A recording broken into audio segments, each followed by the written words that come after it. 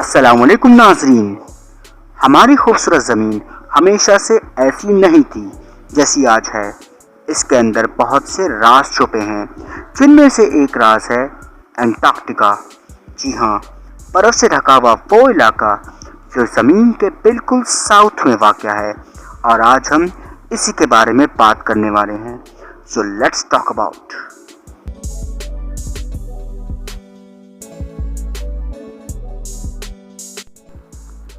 Antarctica आज दुनिया का 5वां बड़ा बर्र-ए-आज़म है। ये दुनिया के बिल्कुल साउथ में वाक़या है। इसके साथ कोई ज़मीन अटैच नहीं है। ये एक ऐसा इलाका है जो चारों तरफ से बर्फ़ से घिरा हुआ है, जहाँ दूर दूर तक ज़िंदगी का नामो निशान नहीं है। एंटार्क्टिका के रुकबे की बात की जाए तो ये 1,42,00,000 स्क्वायर किलोमीटर पर फैला हुआ है, जिसकी ज़मीन औसतन 2 किलोमीटर से भी ज़्यादा बर्फ़ से ढकी हुई है।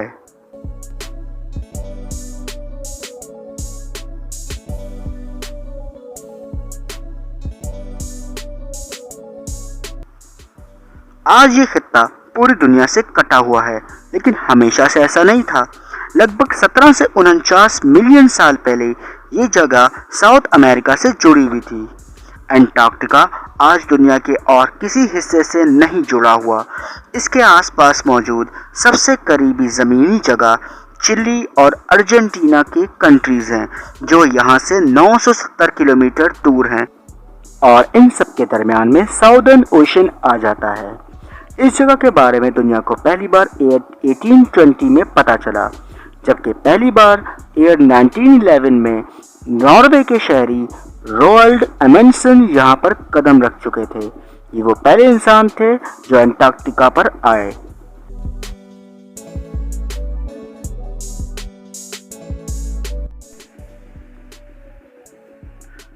नाज़रीन, एंटार्क्टिका दुनिया का सबसे ज़्यादा बर्फीला, ठंडा और खुश्क इलाका है, जहाँ लगभग 34 मिलियन साल पहले से भी बर्फ़ जमी हुई है।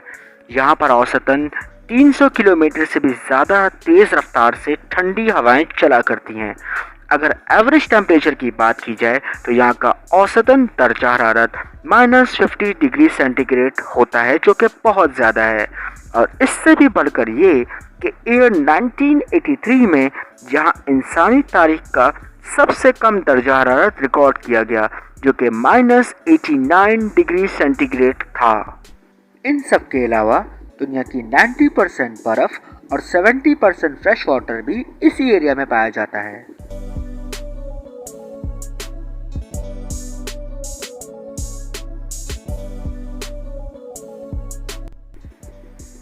ईयर 1820 में डिस्कवर होने के बाद कई ममालिक ने एंटार्क्टिका पर कब्जे और कंट्रोल की कोशिश की। कई ने कामयाब होने के दावे भी किए, लेकिन कामयाब हो ना पाए। इस जगह की साइंटिफिक अहमियत को समझने के बाद ईयर 1959 में अमेरिका में दुनिया के 12 ममालिक इकट्ठे हुए और एक मुआहदे पर दस्तखत किया, जिसे आज दुनिया के 48 कंट्रीज एक्सेप्ट करते हैं। इस एग्रीमेंट के तहत इस जगह पर कोई भी कब्जा नहीं कर सकता। ये जगह बिल्कुल आज़ाद है और सिर्फ साइंटिफिक रिसर्च के लिए इस्तेमाल की जा सकती है। आज एंटार्क्टिका की आबादी लगभग 3000 के आसपास है, जिनमें समर में तकरीबन 4,500 लोग आते हैं और विंटर में यहाँ की पॉपुलेशन सिर्फ 1000 के आसपास रह जाती है। इन 3000 लोगों की एवरेज पॉपुलेशन में एंटार्क्टिका का अपना कोई भी नहीं है। यहाँ जो भी लोग आते हैं वो या तो साइंटिस्ट होते हैं या उनके साथ की सिक्योरिटी टीम्स या फिर टूरिस्ट। यहाँ अपना रहने वाला कोई भी नहीं है। ईयर 1991-93 में पाकिस्तान ने भी एंटार्क्टिका पर अपनी साइंटिफिक रिसर्च की टीम को भेजा, जिन्होंने वहाँ पे एक साइंटिफिक रिसर्च स्टेशन जिना एंटार्क्टिका 1 और 2 भी कायम किया।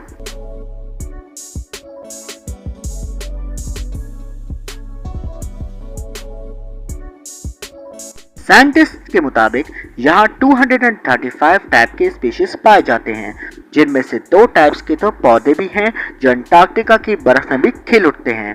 साइंटिस्ट के मुताबिक यहाँ से मिलने वाले स्पीशीज और उनके नमूनों से इस बात का अंदाज़ा लगाया जाता है कि लाखों साल पहले अंटार्कटिका की बर्फ वाले इलाके में भी हरियाली हुआ करती थी।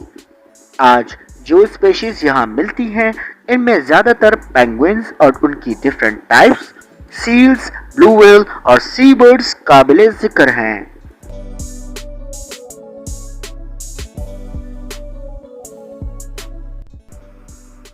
अब जरा बात कर लेते हैं आर्कटिक रीजन की। बहुत से लोग ये समझते हैं कि एंटार्क्टिका और आर्कटिक सर्कल एक ही है। असल में आर्कटिक दुनिया के नॉर्थ में वाक़या Norway, Sweden, Finland, Russia, America और कनाडा के दरमियान का एक बर्फानी इलाका है। एंटार्क्टिका दुनिया के साउथ में है, जबकि आर्कटिक सर्कल दुनिया के नॉर्थ में वाक़ है। एंटार्क्टिका के मुकाबले में आर्कटिक सिर्फ एक बर्फ से जमा हुआ समंदर है जिसकी अपनी कोई भी जमीन नहीं है। नाज़रीन, एंटार्क्टिका की तरह आर्कटिक सर्कल भी एक बहुत ही ज़्यादा सर्द और दुश्वार गुजार इलाका है और यहाँ रहना बहुत ही ज़्यादा मुश्किल काम है, हर किसी के बस की बात नहीं है। शदीद सर्दी की वजह से यहाँ का पानी बर्फ से जम गया है। हर साल मार्च में बर्फ पिघलना शुरू होती है और फिर समंदर में बड़े बड़े आइसबर्ग्स नजर आते हैं। इन्हीं आइसबर्ग्स में से एक टाइटैनिक के डूबने की वजह बना था। आज भी जहाज़ों का यहाँ से गुजरना काफ़ी मुश्किल हो जाता है।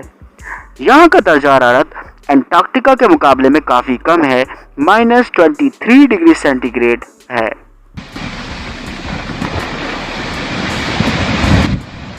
आर्कटिक सर्कल की डिस्कवरी एंटार्क्टिका से कई साल पहले हो चुकी थी। ईयर 325 BCE में यूनान के लोगों ने इस जगह को डिस्कवर किया। आज से 700 साल पहले कुछ यूरोप के लोग भी यहाँ आए। इस इलाके में कदम रखने वाला पहला इंसान ईयर 1909 में आने वाला रॉबर्ट एडमिन पियर्स था, जो कि एक अमेरिकन था। आज यहाँ रहने वाले लोगों को इन्यूइट कहा जाता है और ये लोग रहने के लिए इग्लूज बनाते हैं। इग्लूज बेसिकली बर्फ से बने हुए घर होते हैं। यहाँ के लोग समंदर में सफ़र करने के लिए लाइट बोट्स, जो कि जानवर की खाल से बनती हैं, वो इस्तेमाल करते हैं और ज़मीन पर सफ़र करने के लिए स्नोमोबाइल या हस्की डॉग्स का इस्तेमाल किया जाता है।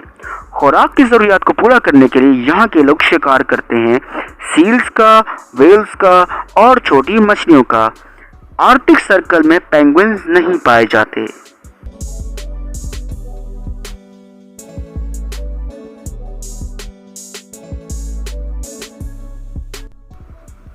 नाज़रीन, अब बात कर लेते हैं एंटार्क्टिका से जुड़े कुछ इंटरेस्टिंग फन फैक्ट्स की।